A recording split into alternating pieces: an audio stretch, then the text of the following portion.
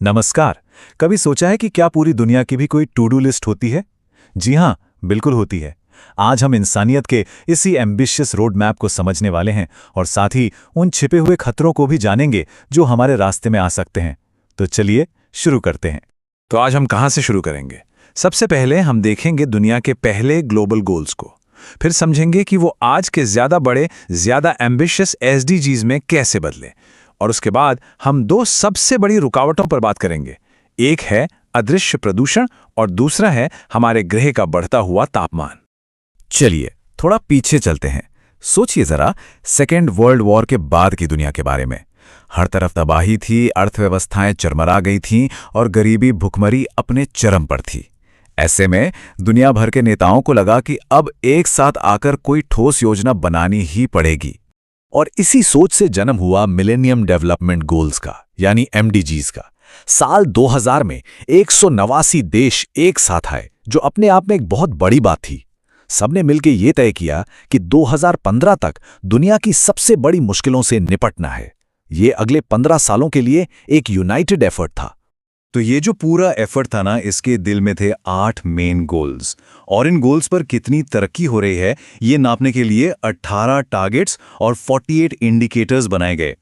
मतलब ये एक बहुत ही फोकस्ड, एक तरह से कहें तो सर्जिकल अप्रोच था, जो सबसे जरूरी संकटों पर निशाना साध रहा था। हम देखिए, एमडीजीज का पूरा फोकस था इंसान के जिंदा रहने और उसकी बुनियादी जरूरतों पर। मतलब गरीबी मिटाना, सबको कम से कम प्राइमरी एजुकेशन देना, बच्चों की मौतें कम करना। ये वो फाउंडेशनल चीजें थी जिनसे उस वक्त दुनिया सबसे ज्यादा जूझ रही थी। लेकिन 2015 आते आते ये साफ हो गया था कि दुनिया बदल चुकी थी। अब जो चुनौतियां थीं वो और ज्यादा कॉम्प्लिकेटेड और एक दूसरे से जुड़ी हुई थीं। तो हमें एक ज्यादा बड़ी, एक ज्यादा कॉम्प्रिहेंसिव प्लान की जरूरत थी। तो हुआ ये कि हम एमडीजीज से आगे बढ़े सस्टेनेबल डेवलपमेंट गोल्स, यानी एसडीजीज की तरफ। और ये कोई छोटा मोटा अपडेट नहीं था, ये एक बहुत बड़ा बदलाव था। अब फोकस सिर्फ डेवलपिंग कंट्रीज पर नहीं, बल्कि दुनिया के हर देश पर था। गोल्स 8 से बढ़कर 17 हो गए और इसमें सस्टेनेबिलिटी और जस्टिस जैसे बड़े मुद्दे भी शामिल किए गए। इसका ऑफिशियल टाइटल ही देखिए, सब कुछ साफ हो जाता है। हमारी दुनिया को बदलना। मतलब अब बात छोटे मोटे सुधारों की नहीं थी, बल्कि ये पूरी दुनिया को बदलने का एक कॉल टू एक्शन था। अब इतने सारे गोल्स हैं तो इन्हें समझने का एक बहुत अच्छा तरीका है 5P का framework. People, planet, prosperity, peace और पार्टनरशिप। इससे पता चलता है कि ये सारे गोल्स कितने होलिस्टिक हैं और कैसे एक दूसरे से जुड़े हुए हैं। अच्छा, तो हमने गोल्स तो समझ लिए। अब बात करते हैं उन खतरों की जिनसे निपटने के लिए ये गोल्स बनाए गए हैं। और शुरुआत करते हैं एक ऐसे दुश्मन से जो हमें अक्सर दिखाई नहीं देता, केमिकल पोल्यूटेंट्स। ये जो वॉलेटाइल ऑर्गेनिक कंपाउंड्स या वीओसीज होते ना, ये बड़े ही स्नीकी केमिकल्स हैं। इनका बॉइलिंग पॉइंट बहुत कम होता है। इसका मतलब ये है कि रूम टेम्परेचर पर ही ये भाप बनकर हवा में घुल जाते हैं और हमें पता भी नहीं चलता। और चिंता की बात यह है कि इनमें से कई, जैसे बेंजीन, सीधे सीधे कैंसर की वजह बन सकते हैं। और सबसे बड़ी दिक्कत यह है कि ये जमीन के नीचे के पानी यानी ग्राउंड वाटर के लिए बहुत बड़ा खतरा है। देखिए, अगर ये नदी या तालाब में हो तो शायद हवा में उड़ जाएं, लेकिन जब ये जमीन में रिस कर चट्टानों के नीचे ग्राउंड वाटर में फंस जाते हैं तो वहां से निकल नहीं पाते और दशकों तक हमारे पानी को जहरीला बनाते रहते हैं। चलिए अब एक और जाने पहचाने दुश्मन की बात करते हैं, स्मॉग। लेकिन यहां एक ट्विस्ट है। क्या आप जानते हैं कि हर स्मॉग एक जैसा नहीं होता?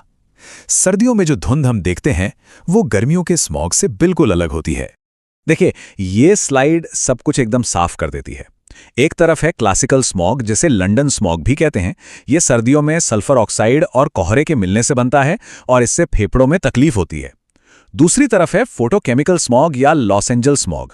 ये गर्मियों में नाइट्रोजन ऑक्साइड, वीओसीज और तेज धूप के रिएक्शन से बनता है और इससे आंखों में जलन होती है। तो ये दो बिल्कुल अलग अलग दुश्मन हैं। और अब आते हैं सबसे बड़ी एनवायरमेंटल चैलेंज पर, ग्लोबल वार्मिंग।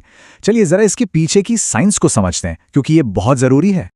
देखिए, ग्रीनहाउस इफेक्ट अपने आप में कोई बुरी चीज नहीं है। असल में ये तो अच्छी चीज है। ये गैसें एक कंबल की तरह काम करती हैं और सूरज की कुछ गर्मी को रोककर पृथ्वी को इतना गर्म रखती हैं कि यहां जीवन पनप सके। प्रॉब्लम तब शुरू हुई जब हमारी एक्टिविटीज की वजह से इन गैसों की मात्रा हवा में बहुत ज्यादा बढ़ गई और ये कंबल मोटा होता गया, ज्यादा गर्मी रोकने लगा। अब साइंटिस्ट इस असर को नापने के लिए एक टर्म इस्तेमाल करते हैं, रेडिएटिव फोर्सिंग। आसान भाषा में कहें तो ये पृथ्वी के एनर्जी बजट का हिसाब किताब है।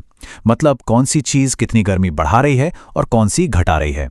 अगर फोर्सिंग पॉजिटिव है तो मतलब ग्रह गर्म हो रहा है, अगर नेगेटिव है तो ठंडा। और ये स्लाइड इस बैलेंस को बहुत अच्छे से दिखाती है।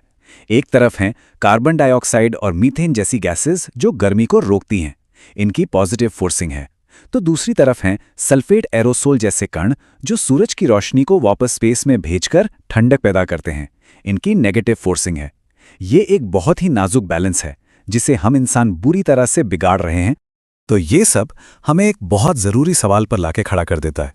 जब हम जानते हैं कि हमारा ग्रह इतने नाजुक बैलेंस पर टिका है, तो हम इन इतने बड़े ग्लोबल गोल्स को हकीकत में कैसे बदल सकते हैं?